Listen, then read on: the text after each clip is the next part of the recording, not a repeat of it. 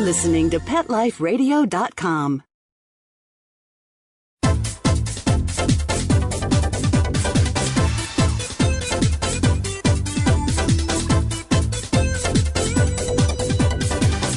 Hello, welcome to the Animal Party with Deborah Wolf. I'm here on Pet Life Radio once again, and today I have a very special guest, Diane Jansey, and she's going to come on and set the record straight about a couple of topics, including service dogs. You might not think that's a controversial topic, but actually, she can explain to you the do's and don'ts of what you need to know about all that. And we're also going to talk about nutrition, teeth cleaning, which is more important than you might think, probiotics, very hot new word. Are you getting it in your yogurt? Is your dog getting it? Does your dog need it? What's that all about? Why are we talking about probiotics when we're talking about animals? So we're going to cover some of those topics. And if you've ever struggled to clean your dog's teeth and given up, then this show's for you, because we're going to go through how you can clean your dog's teeth. That's our how-to trick of the day. It's really important. Heart disease, all kinds of stuff happens if you don't clean your dog's teeth. It's not just bad breath, but we'll talk about that too. So we're going to talk about some of these topics, and we're also going to stray into a little bit of a controversial topic. I know it's a party, and it's supposed to be small talk only at parties, but not at my parties. At this party, we're going to tackle the issue of docking and cropping, and whether it should be done or shouldn't be done, and what Diane thinks, because Diane's an expert and a breeder. She's shown dogs, she's championed them, and she's also been an AKC CGC evaluator. So at the end of the show, we'll hear from her what exactly it takes to make a really good service dog. That's what we'll hear later. And what is that test? If you think your dog might want to visit hospitals, is he really that type of dog? I don't know. Maybe, maybe not. Well, you'll find out when she gives you the test. So come back right after these sponsors. They're the ones who make this party possible. So listen to the sponsors and come right back to the Animal Party after these messages.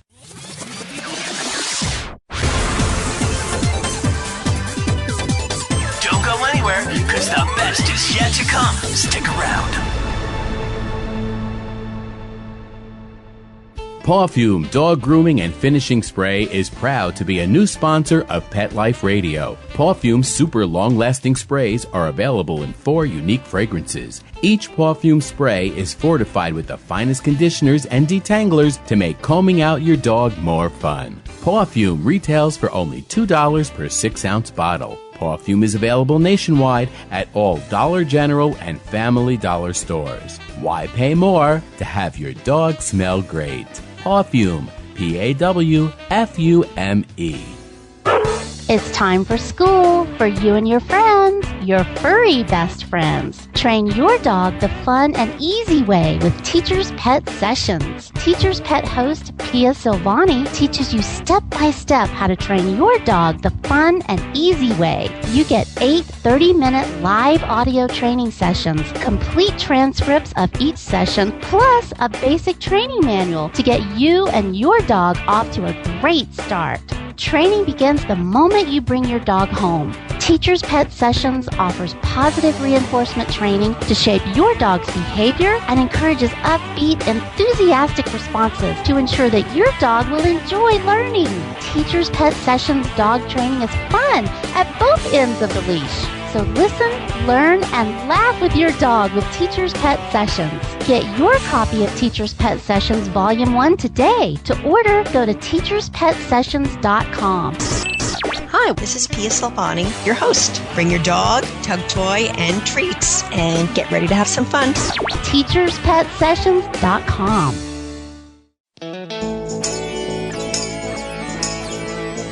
Got questions about your hound's health?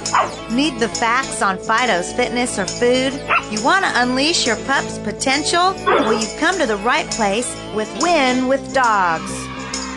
Here, we learn how easy it is to naturally improve the lives of our furry friends. So sit, stay, and get ready to win with dogs. With me, Raquel Wynn. Exercise, nutrition, interaction, and love make for one healthy, happy hound. Give yourself the gift of knowledge on demand every week right here at Pet Life Radio with me, Raquel Wynn, and Win with Dogs.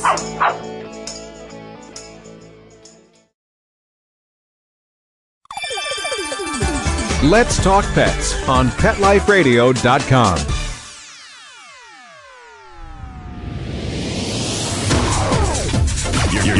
inside the VIP room with the hottest party in town.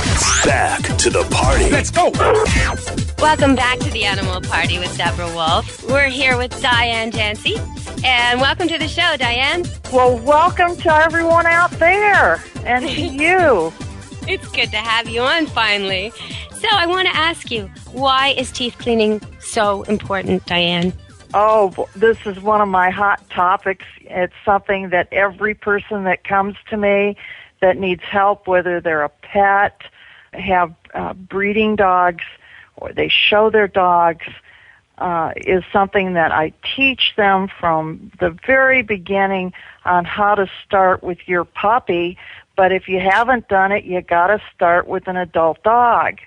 And it is very important because every time your dog takes a breath, the bacteria that is on those teeth, that is put on there by the saliva and the food and the dog hair, all stuck together almost like a muddy swallow's nest, all that bacteria literally goes down into the intestines with every swallow, goes through the lungs with every breath that the dog takes when he's running with his mouth open, and can lead to all kinds of diseases and an impaired immune system because the body of the dog has to constantly work against all that load of bad bacteria, especially for people. Their dog is fine, and then every 2 weeks they have a whoops on their living room floor, and a lot of the times it's caused from the lack of digestion and an overload of bacteria. Are you saying the dog, you mean he has an accident or he vomits? I'm not sure what you're saying. I'm sorry. He has a good case of diarrhea. Oh, okay, so, diarrhea. So you mean chronic diarrhea that has no cause can sometimes be caused by bad dental hygiene? Sure. And we have the vets using lots of buzzwords for us to understand that. Irritable bowel syndrome. It could be one of the leading causes for this disease, along with some autoimmune diseases that we're seeing in our dogs more than ever before. So, well, I know you've been working in canine nutrition and as a canine dental hygienist for 30 years, so you know what you're talking about. So I want people to listen to you. You've also bred dogs, owned dogs, handled them to championship, so really done well in the show ring, and you've been a 4-H judge. So if people think, oh, come on, I'm not going to brush my dog's teeth. Okay, well, think of just the human. You know, we know now that when a woman's pregnant, she's not supposed to let her teeth get really bad because she'll have her baby too early. Or when a man has heart disease or heart problems, he has to really keep his teeth clean and go regularly to the dentist, or he's going to have more heart problems. So our dogs, I mean, that's people who are brushing their teeth twice a day and going maybe once or twice a year to the dentist and flossing. Our dogs, most of them, if we're not doing it, it's not happening at all, right? Well, and that's exactly right. And we can start with the very simplest thing in bad breath. And, you know, here's our pets. Many of our pets live indoors with us. I don't know about a lot of your listeners, but I'll bet a lot of them sleep in bed with them. And, so, and kiss on the face, mouth-to-mouth kissing, a lot of that going on here. Oh, yeah. And then, the odor can be, pretty tough. And so, yes, if you have a puppy, you're going to have to handle that puppy's mouth to make it a very social dog anyway. So it's a perfect time to start with brushing, especially when they're teething and changing out their teeth. It makes it easier for them. You know, having a group of breeding dogs and show dogs here, and I have a father dog and a mother dog with puppies, and what kind of breed are you breeding? Bichon Frise. Okay. Little white Is fluffy it true? thing. Are your little Bichon Frises, they look like kind of stretched out poodles. Are they, so many people I know with Bichon Frises have piddle problems. Now, is this something that's just part of the makeup of the breed, or is it all about how you get overly excited when you greet them? What's going on there? Why are so many Bichon? Absolutely not. I have 4 stud dogs in the house. I have 4 females in the house at all different ages. And it's just not allowed for them to lift their leg or to go to the bathroom in the house. You know, you have exceptions if a dog's immune system becomes compromised and they become sick with something. Okay, everybody's going to make a mistake. But on a daily basis, and you think about it, I have 8 dogs. No. The key to success with Bichons is, 1, especially because I know I hear this from a lot of people, and it's even on websites from other breeders, which is shocking to me. I know. And Maltese, Maltese, toy poodles, it's really a common problem, but I see that it's a common problem in the way that people greet the dog. That's what I see. They have this dog so overly excited at greetings, and they don't teach it properly when it's a puppy, so it thinks peeing is part of the greeting. It really thinks that's the way to greet people. And well, it's easy to undo. I think there's a level of submission there where Absolutely. A dog hasn't allowed to bring their stature up as they're growing. And yes, and the over-the-top greeting, over-the-top, big, and the dog is habituated to this submissive hello that it learned, seemed to appease. So what do you tell people if they've got a Bichon right now that wets the carpet every time company comes over? Right now, what should they do? The first thing they need to do, it's not a quick fix. First thing they need to do is walk the dog a whole lot more than they are. And secondly, if you have company coming over, you go put your pie in the oven for dinner, and then you grab a leash and you take your pup out for a good walk where the puppy is or the adult dog is emptied. Don't just let them out in the backyard. They need a walk. They need or go with exercise. them in the backyard at least. Entertain them out there if that's your choice. But be with them, right? Be with them and make sure they're actually peeing and doing the thing that you want them to do. So they're tired when the company comes and they're empty. I heard you say the word empty. Okay, then what do they do if the dog, because he's been doing it every day, maybe he's 4 years old, he thinks this is just the way it's done. So even though he should be empty, maybe he tries to force out a little bit because the people come in and they're, hi, puppy. Okay, so what do they do now? They've got him empty. They've got him calm. Should they step outside with them on leash? Actually, I think what you're dealing with in a dog that pees upon greeting, I mean, my dogs, we scream and yell and greet everybody. I don't have anybody peeing. Right, okay. But if I have a guest dog that is not social, is more of a submissive person because the people have been so hard on them or not helped them to grow up by experiencing things and have, their brain engaged in something else, and I see that problem, then if I know people are coming, we greet outside. So at least then the habit he's got or she's got isn't, you can get her to understand, if she pees outside, you don't fuss over it, you don't pay attention, you don't scold it. But I think you need to work on something else, right? Some other way of greeting, like, is there something, with most dogs, if they're doing something negative at the door, I would teach them to bring a ball or to sit or something positive to do when they want to greet. Is that something you could do with the Bichon? Well, you can do that, but I think any dog peeing, you've got several issues more than what you're just saying, trained in greeting at the door. You have different levels of age, okay? And a young puppy is more than likely to piddle.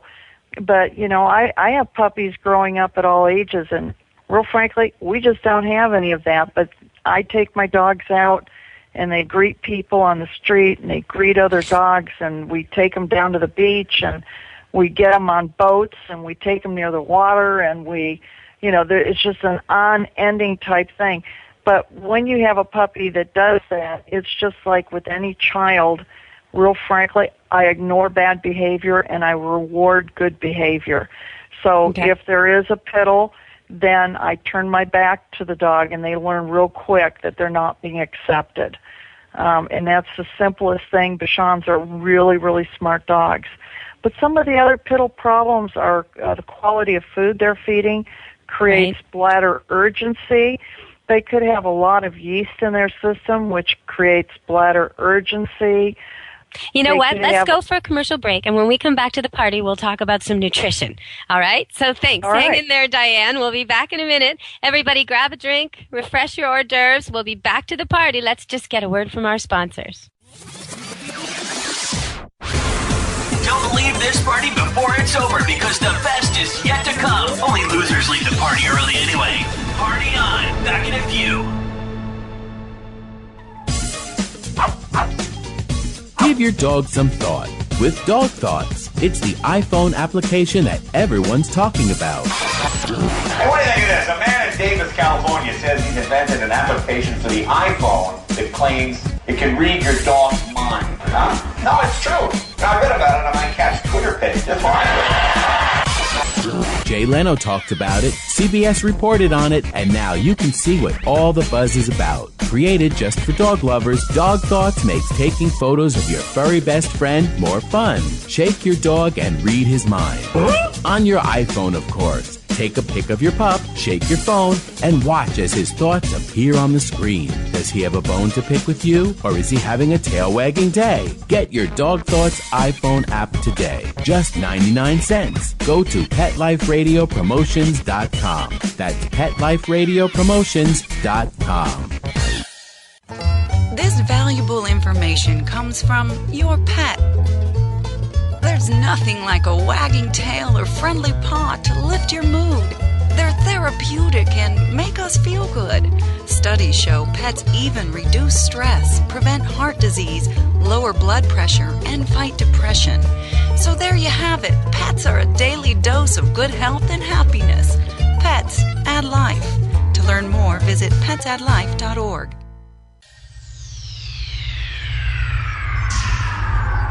Greetings, human. What planet am I on? Welcome to Pet Planet. Here's a copy of Pet Planet Magazine, Florida's most informative and fun pet resource magazine. It features heartwarming stories and informative articles from local and national pet experts. Excellent. Pet Planet Magazine offers Operation Planet Rescue, helping rescued pets find new homes. And it's available at 500 locations in South and Central Florida and 24/7 on the internet at PetPlanetMagazine.com. If you're out and about with your pet, you may be featured in Paparazzi, candid pictures of you and your pet. For up-to-date pet-friendly events, activities, and pet-related services and products, Pet Planet Magazine is your final destination. I shall take this magazine home with me. Back to your home planet? No, to my condo in Boca.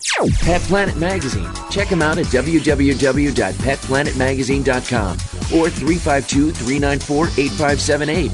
It's out of this world.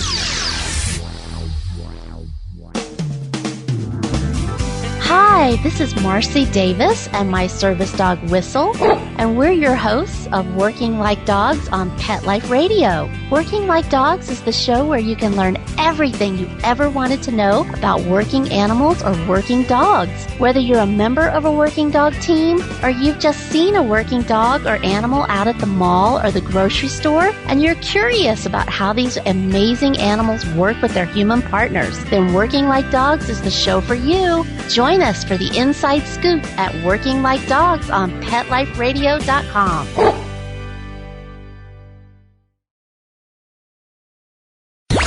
Let's talk pets. Let's talk pets On Pet Life Radio. Pet Life Radio. PetLifeRadio.com.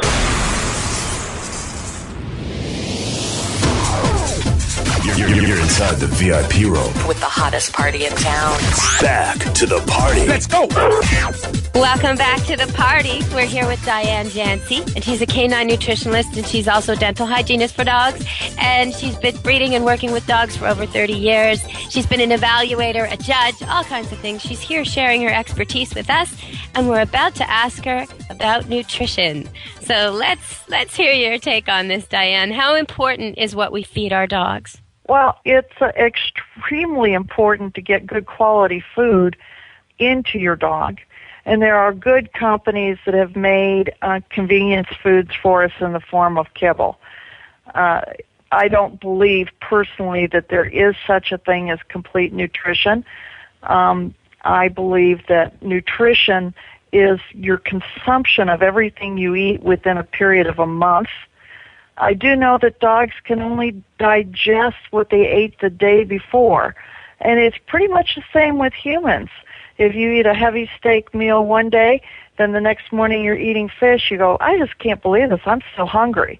Well, sure, because you've produced more digestive juices, and your body's saying, where's that steak? That's what I want to be digesting today.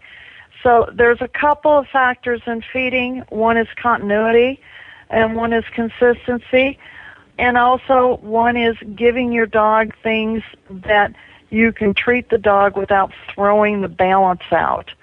So would that be healthy, sensible treats, alternative treats, or would it be the actual food taken out of the meal and put in a Ziploc bag? Like, what are you talking about, treats? Everybody wants to give their dog treats. Treats.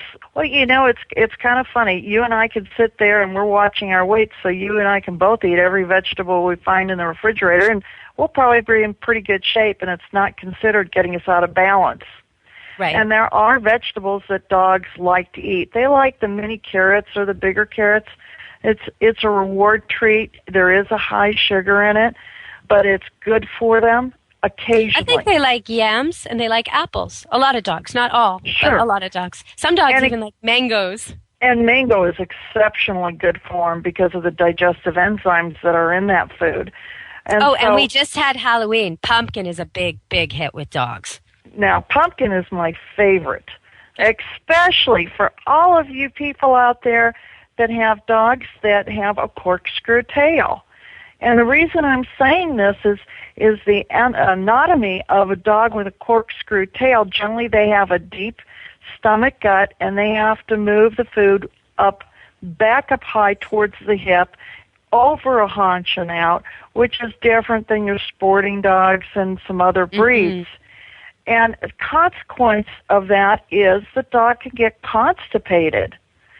And so pumpkin, and let's not mistake it for pumpkin pie filling, but you can go to the grocery store and get a can of pure pumpkin, and then depending upon the size of your breed, like if you have a Boston, you can use a teaspoon of pumpkin last thing at night. If you have an English Bulldog, you can use, 1 to 2 tablespoons at night in their bowl, the last thing they eat, and they just love it. And it will actually take the moisture that's in the pumpkin and it will neutralize it, will reset up the intestines and take a lot of stress off the dog from having constipation. And consequently, too, if your dog has diarrhea, you can feed pumpkin anytime you have diarrhea because the fiber will absorb the bad toxins that are in the intestine and help to normalize the poo. So while that argument's gone on for years, do you feed it for constipation or do you feed it for diarrhea? The only difference is feed it for constipation at night before bed, and for diarrhea, feed it whenever the dog has it. Well, and I would also say, if you're new at this, if you've never given your dog pumpkin and he does have a problem, he's got diarrhea, maybe go easy and see, because some dogs are sensitive. Like, just because the 60-pound dog next door has a half a cup every night doesn't mean your 60-pound dog needs a half a cup every night. So if your recommendation is for a half a cup, you might want to start with a quarter, just to make sure it doesn't go right through him and you've got an accident in the morning. Because I think it's a little bit sensitive, just like with people. You got to get the amounts right, wouldn't you say? Well, yes, of course. And it's when you sit there and if you look at it pretty much on the internet, you can find out the directions for this. Under a 20-pound dog is 1 to 2 teaspoons. Okay. A 20 to 50-pound dog is 1 to 2 tablespoons. Okay. A 50 to 100-pound dog is 2 to 5 tablespoons. And you can always start slow on anything and give the dog time to figure out what it is it's doing with this food. You touched on this just a minute ago when you talk about corkscrew dogs and that their bodies are basically built differently, so it's harder for them to process food. This is the kind of thing that has led to some changes in the UK where breeders are being really forced by the head organization, because it's built differently than the American equivalent, but they're being forced to set down new rules and comply with new rules and standards that will make the dogs not only look good, but the look has to also be functional. So if a look is not healthy for the dog or makes it harder for the dog to digest or makes it impossible for the dog to give birth naturally, needs C-sections, then that standard might be changed so that only certain looks that are also healthy and also functional are allowed to continue. And that kind of touches on a topic we talked about once about docking and cropping. Because I know that there's places like in Canada, there's a whole province where the veterinarians are no longer allowed to do elective surgeries. No docking, no cropping, no cat decline. And it's New Brunswick. And so if they do it, they lose their license. They lose their insurance. They can't do it. Now, probably what's happening is breeders who want it done are just taking their dogs in their car and driving to the next province, or even getting on a boat and going to Maine or, Boston or something. But what do you think about all this? Because this is your world, right? You're an expert in the middle of this world. So would you mind sharing your opinion on this? Well, sure. There's a lot of changes going on, and sometimes you have to go with change, and sometimes you need to stand up and say, hey, I can appreciate this, but it's really not in the best interest of a particular breed. English Springer Spaniels have naturally an extremely long tail, and so do Old English Sheepdogs. Well, let's say you have one as a pet in your house, and that tail goes flying. You're not using it out in the field. You're not using it to herd sheep, and that tail is happy to see you. Well, it's interesting enough, that tail can whack you hard enough to leave you brutally bruised. It can also knock things off your coffee table, and so you literally have to dog-proof the house to keep that particular dog. My concern is the reason some of these events were originally done was actually for the safety of the owners and also for the safety of the dog. Well, there are certain breeds, like certain Rottweilers I've known, and not all of them, but certain ones, if their tail isn't docked, if it's left natural, it will break open just by bashing against the wall or the fridge or whatever. Break open. And these people eventually they get the dog tail docked as the dog is an adult. It's a much more serious operation, but they just can't afford or want to deal with more and more surgeries because every time it breaks open, they got to go back for stitches. And so that becomes a problem, but it's not in all dogs. I've seen a lot of standard poodles with non-docked tails recently, and their tails are light and they curl up over the top of their back like a little husky, and there's nothing, objectionable about it. It wouldn't hurt you, it wouldn't hit you, it wouldn't knock you. It's a lovely tail. So I guess in a way it's kind of breed specific, isn't it? Well, and that's the whole point. It would be very breed specific, and yet even with that lovely loose-looking tail, one of the problems you have, and it's similar to the ones we have with Bichons, which have a full tail over the back. Right. Well, it takes me more time to demat where that tail lays on the dog hair than it does the rest of the dog. Right. Yeah. So I imagine with poodles, it's pretty much the same thing with that particular coat. Is that constant? You know what? I must confess, the only ones I've seen are standards, and so no, it's really not a big deal at all. They sort of shave most of the tail anyway, and you'd hardly notice it. But no, I'm not talking about toys. I think everybody with a toy docks it, so that's interesting. Maybe that's why. Okay, so let's move on to, I know I promised them a how-to. So how do you, if you don't have a puppy anymore who's just, limp in your lap, well, if you did, let's do that first. If you have a puppy, limp in your lap, loves everything, loves chewing on everything, loves having your fingers in its mouth, okay, how do we begin teeth cleaning with that? And then I'll ask you, okay, what about the dog who says, hell no, I don't want my teeth cleaned, and that tastes terrible. So we'll start with the easygoing puppy. Well, with a baby puppy, of course, the best thing to do is get your hands in the mouth. And I know everybody doesn't want to put their hands in the mouth of any dog, puppy or otherwise, but it's in your best interest for a secure dog later on to be well handled in the mouth between the gum and the lip. And so you can start real simply with just letting him lick a little peanut butter off your finger. Then many companies make, it's like a little rubber piece that fits over your finger, and one end of it has very tiny, soft bristles. You know what? I'll just fill in here. It almost looks like the kind of thing a secretary would use when she's flipping through papers and she wants to grip it. It's almost like a rubber thimble. Okay. Right, like a rubber thimble. That's a good way of explaining it.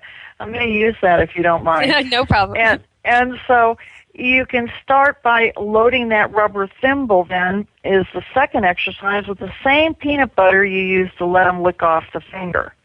But this time, go to the back on either side. And real frankly, it's easier if you start training your dog with toothbrush on the top of the dog's mouth than the bottom. And then start learning, different holds on how to keep your puppy from wiggling, even if you have to have somebody else hold the puppy while you do that. But use that soft little brush to go around the gums and the teeth and get them used to it while you use a nice, high, praising voice. Like, this is a really good time, and don't you like the peanut butter?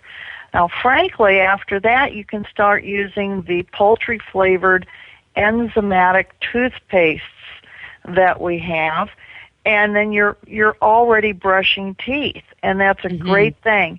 And once you move from the top, then you can start on the bottom jawline. Don't go directly to the teeth.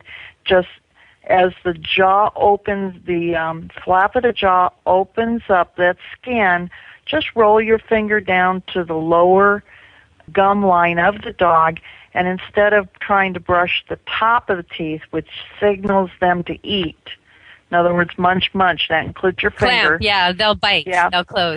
They'll clamp down. You're going to want to use a motion of going up, like feathering up.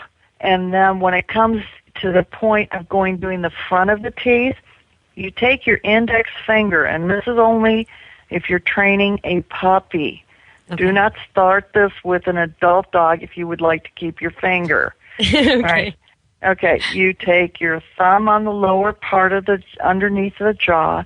Your index finger goes in between, right behind the canine teeth, and your top finger goes as a little pressure over the top of the nose.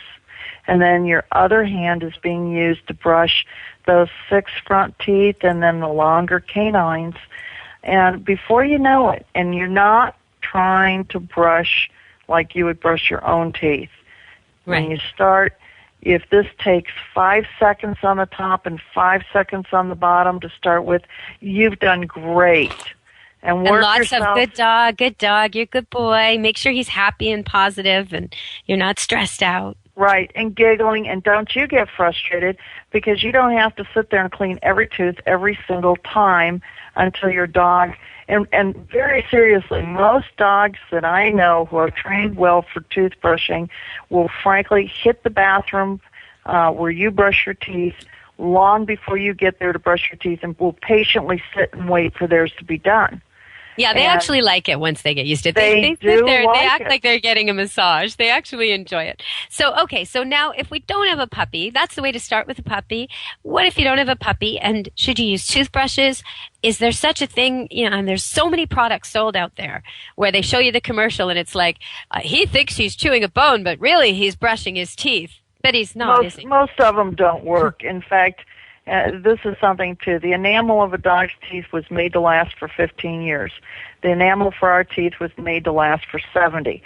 So that means the enamel of a dog's teeth are not as strong as ours. Okay. And if you're not getting the teeth professionally cleaned, and this is something else I'll bring in real quick, that puppies, once a year, up until about 3, 4, 5 years of age, depending upon the foods you feed, as they get older, you must have them professionally cleaned more often, to the point that at 10 years of age, you're doing it once a quarter in order to keep the teeth in the mouth without any problems. And there's many ways you can do it. You can have them scaled by somebody that scales without anesthesia. There's plenty of veterinarians, and with today's products that are used to put a dog to sleep, they're safe. And it's not like long ago, take your 10, 11, 12-year-old dog, put him to sleep, and you may not see him ever again. But right. With your veterinarians, work up on your dog, and he knows your dog. He knows exactly what you can do. It's usually a very mild sedative that they use. And then to have the vet, professionally get those teeth really clean, and you have the health of your dog, and frankly, it will keep the dog's disease level so far down for having clean teeth that you'll spend less on the lifetime of your dog than the total amount of teeth cleanings that you spend to have done. Okay, so if they've got a dog that they haven't been doing this with and they wish they had, now they're feeling guilty and they're thinking, all right, I'll try this. Maybe they have some. They might even have some of that canine toothpaste sitting in their cupboard that they never used. Okay, so what do? How do they get their dog who's just an average dog, okay? Not super aggressive, but he just doesn't know what's coming.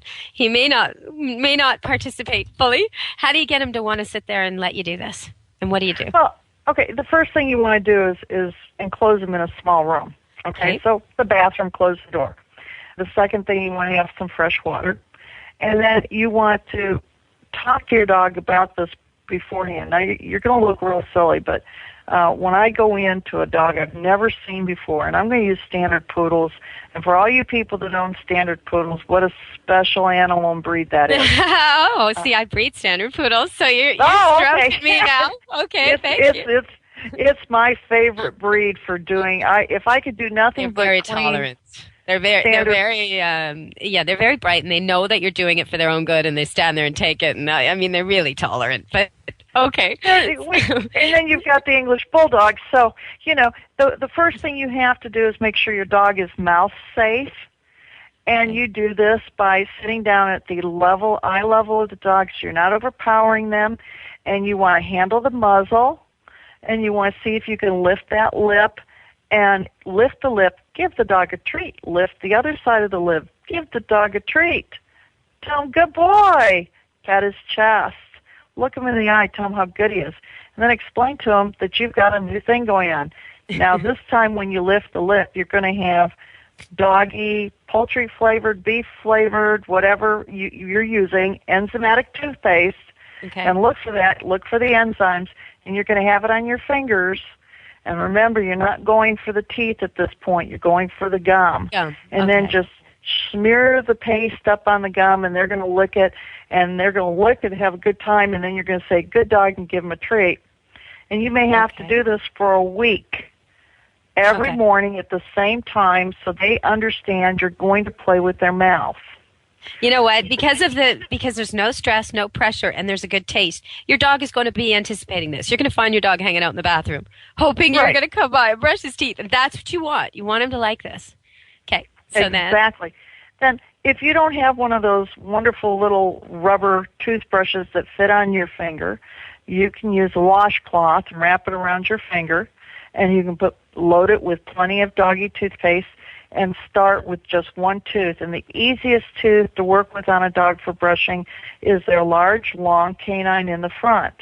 So if you can hold their nose somewhat still and take 5 seconds and do the top canine on the left, then do the top canine on the right, you're done for that day. And then, good boy, you were wonderful. And then keep that up. And then you can do the front 6. Then you can go to the back. And then you can start going to an actual toothbrush. Now, they make doggy toothbrushes, which really, frankly, for hand brushing, the bristle is very soft. And for a new dog, I prefer that. And it has 2 sides. The large side is a large triangle. The small side is a small triangle, obviously for large dogs and small dogs. And the thing that is important before you use a brand new toothbrush on a dog is they're going to give you a wild eye if you don't remember to soak it up pretty good with nice warm water and soften those bristles. And frankly, while you're training the dog, you should wet that bristle every day and rub it with your finger just to soften those bristles up so it's not stiff. And never use a dry brush on a dog's mouth. They will not like it. It must be wet. Load it with plenty of toothpaste. And then, it's a good time to use the washcloth and wipe down the muzzle afterwards because the dog won't do it wrong, but you will. So you're the one that will need to clean up the muzzle until you get that down. So everybody's really happy with the whole process. And remember, train the top teeth first, train the outside of the teeth first, then train the lower jaw next, the outside only of the lower jaw, then go back to the upper jaw, and you're going to have a dog whose mouth you can keep open. It may take you 3 months. Don't get discouraged. Do it slow. Don't have a bad event. And then start getting to the inside of the dog's mouth. And remember, when you start a new area, you got to go back to square one, fast in a few seconds with lots of praise. Don't try to do a 3-minute brush job at once. It won't happen. Okay, so we've talked about dental hygiene. We've talked a little bit about nutrition, but there's one thing I gave in the intro that we didn't get to. So I just want to ask you quickly about probiotics and dogs. Okay, I see commercials on TV telling me if I eat this yogurt, I'll be trimmer and fitter and I'll look great because probiotics will do a number on my digestive tract. But then I see other people on TV, doctors, being interviewed saying that's impossible and the acids in your stomach would destroy anything you ingested, and that this is all just anecdotal, that there's no real proof probiotics work. So probiotics in dogs, what's going on here? Because I don't even know what to think in humans, so now I'm faced with in dogs. Okay. Yeah, well, I would be happy to challenge any doctor that made a statement like that. He's more than welcome to contact me here in Orange. I'll be well, you more see than it all happy the time to help now. him. There's studies refuting it. There's studies pro, and everyone knows that if you go someplace where you're expecting problems, you take acidophilus with you, but does it work? And all this kind of stuff. So so dogs too. I mean, dogs who drink out of muddy puddles and eat poo, they're okay, but they need probiotics. Like, I'm trying to get my head around this. So explain it to me. Educate me, please. Okay. Well, first let's talk about probiotics living in an acidic stomach, since that's where they were found. I mean, probiotics have never been an outside source going to the mouth first. The first probiotics were identified and understood in the late 1800s with our famous scientist that we know, Louis Pasteur, and then was later reported by Lister in 1878, and they found several strains consistent in the intestinal tract. Well, today we know there's over 500 different strains in the digestive system. And what happens is when you have a stressed dog or a dog that has a course of antibiotics, because they've been ill, that a lot of the digestive enzymes and probiotics that are in the stomach they're depleted.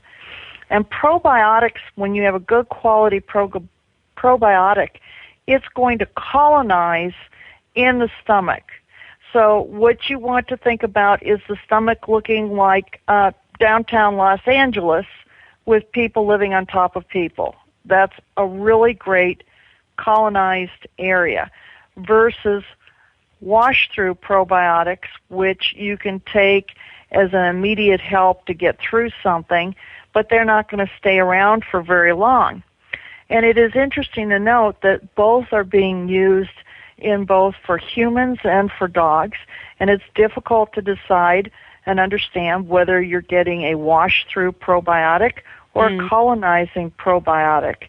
But what you're going to look for when you look on any packaging is, first of all, when you take probiotics, is how old is that packaging? Does it need to be refrigerated? Are they supposed to keep it cold the whole time? There are some that have to be refrigerated, like probiotics in yogurt. Because I've seen bottles on the shelf, non-refrigerated, with a stamp on it that says, must be kept cold. And I think, well, I'm not going to buy that. That's stale. Well, the refrigerated products, when you go to a whole food grocery or a holistic thing, generally those are found in the refrigerated system. But there's plenty of powders out there that work. The thing you have to know about the powders is the usable rate, and they're rated in the millions of CFUs. Like, for instance, Lactobacillus acidophilus is the most common. And we see that, and if you just remember the word acidophilus, it basically means it lives in an acid environment. It will develop in the stomach, and it will say 400 million CFU on the package, which is great. If the package is a month old, then you're going to eliminate 20% of the 400 million, and that's what you probably really have left. And so you just want to get a fresher package if you can. And when you take it, for yourself or for a dog, and since we're dealing with dogs, and this is really what we're going for, if you have a source of pectin to eat with whatever acidophilus you're using, whether it's liquid, whether it's powder, whether it's in yogurt, you want to add fruit. And I mean, if you go to the grocery store, most yogurts have fruit in them, and there's a good reason why. That pectin helps to colonize in the stomach. And what does probiotics do is they are actually a form of good bacteria that keep in check bad bacteria that you get from eating spoiled foods, breathing through your mouth, bad air. Can I ask you, if you've got a dog, let's just go over, like, what symptoms, if your dog had bad breath maybe, or if he was scratching, if his skin was looking terrible, or, because I'm thinking, how would you know when this is the problem? When you need to start giving him acidophilus and you need to start worrying about his probiotics? Is it when he eats other dogs' poop? Is that a sign? Well, that is definitely a sign, but part of the probiotic, that's only part of it when we talk about poo eaters. The other part that you're looking at is digestive enzymes. And so that's kind of interesting. If you want to really solve poo eating, you need digestive enzymes also. So, yeah, there are symptoms that will show up that your dog is not doing well, and it's like poor stool quality. And what that means is it can be too liquid, too hard, right? Too liquid generally is the case, and smelly, very putrid. Loss of coat. If your dog's coat just looks terrible. And interesting enough, since we just finished talking about teeth, when you don't have a good balance, you have a much heavier buildup, quicker of tartar buildup on the teeth. And also for all those people out there, and I have white little Bichons. And if the brown stain. What about the brown stain? Is that part of this? That could be what we call yeast overgrowth from which is yeast has to come from a bacteria. So too much bad bacteria, and you're going to have yeast, and it'll eventually show up pink around the tail, pink under the paws, pink coming on the inside flap of the ear, pink in the beard. What about the brown eye stains? How do people deal with that? Because you breed Bichons, you must have to deal with that. Oh, yeah. None of mine have any brown eye stains unless they've had a issue where they've So a lot of these problems that I'm identifying as problems that I often see with Bichons are actually badly bred Bichons, is what I'm getting from you, because they're not problems you're seeing regularly, and I am seeing them in the Bichons that I see. So it's interesting to note. But there are some, if you help your dog with his nutrition and his teeth, everything's going to be better. Not necessarily perfect. And there are, I hate to say badly bred Bichons. I think 80% of this stuff can be checked with nutrition and understanding the dynamics of the dog. But you have a situation where, in truth, a dog genetically can actually be missing the connection from its tear duct to the nose, and that is one of the a cause for having tear staining that sometimes can be corrected and sometimes cannot. But your vet's going to catch that one, right? Your vet's going to catch it. No, he's not. No, he will probably do what is correct. When eye staining comes in, they will first, if the dog is over a year, will want to put it on some sort of tetracycline or terramycin and see if they can clear it up from a bacteria form. But once they find they can't clear it up, and if the owner persists that they want a white-faced dog, then they will do a test. Now, down here in the States, it runs about $150, where they numb the eyeball, they put a dye on the eyeball, and then they take some saline solution with dye and they put it through the tear duct. And if the tear duct color of dye comes through the nasal of the dog on the tissue, then it's intact. Right. But if it's not intact, then you're going to have an issue. Now, if you have an intact tear duct to the nose and everything's draining properly, but you're still having problems with this overspilling, you could have a blocked tear duct, which then is also a veterinarian procedure to unblock that tear duct. Then the next least problematic, but can be the case, is you can have a curled-in eyelash that's irritating the eye, and that can be removed easily and checked on regularly to make sure it doesn't reoccur.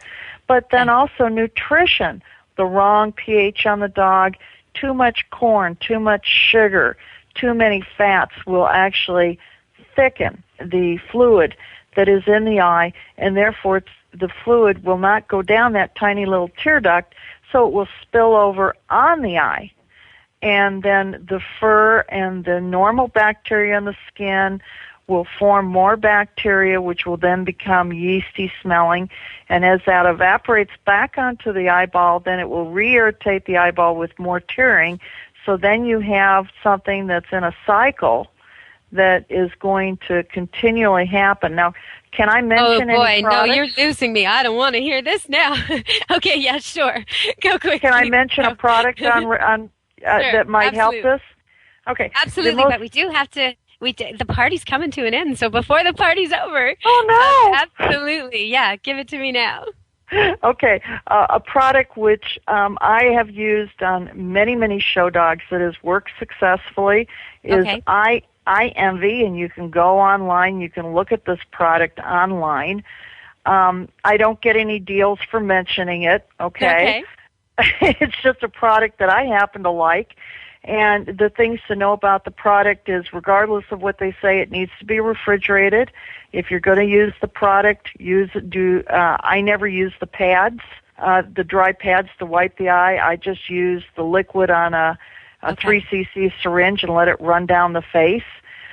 You definitely want to use the powder on the product to dry up so you don't keep re-irritating the eye.